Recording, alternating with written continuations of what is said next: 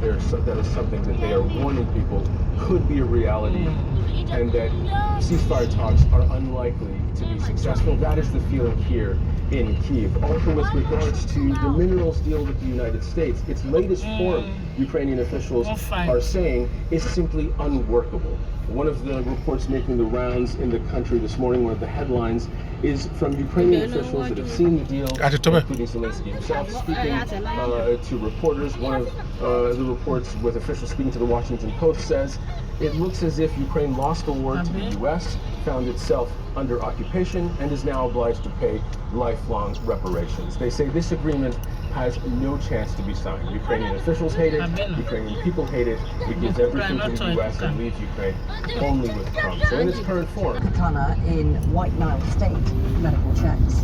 How much you give me? They took me from inside my home. They stormed the house, took our money and all other possessions. They claimed I was an Egyptian pilot. I was held for 7 months, including 2 in this prison. I'm now crippled, unable to walk.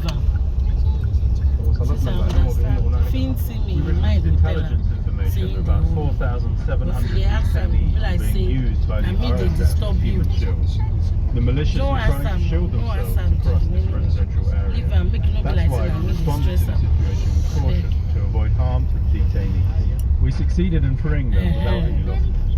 Exactly. Neighbouring South Sudan, Kenya's former Prime Minister Raila Odinga says he's optimistic after holding talks with President Salva Kiir.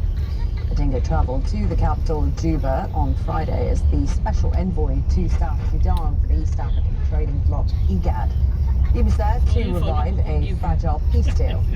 Tension has been building since the first Vice President Riek Machar was placed under house arrest on Wednesday, accused of having linked with armed groups responsible for recent attacks in the country. Emirates has been following developments from the capital.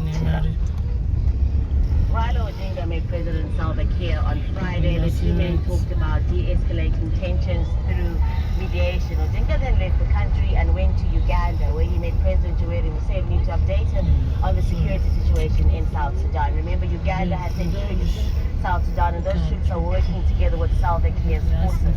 We've been told that Odinga did not meet Riek Machar. Mashar's allies are not happy about this.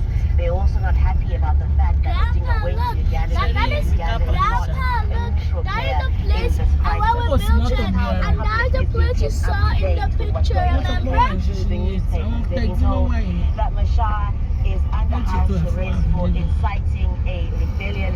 They're saying that it was necessary to put him under house arrest to try and restore calm, and they're going to investigate him. And they insist that the 2018 peace deal is still in place. The army spokesperson has said that there are still pockets of insecurity in some parts of the country, like the upper Nile states, and soldiers will go to Salva Kiir, who have been moved are being flown to Juba. The United Nations is worried about the humanitarian situation, particularly in upper Nile state. They warned that the situation in Juba, the civilians being caught up, is getting worse.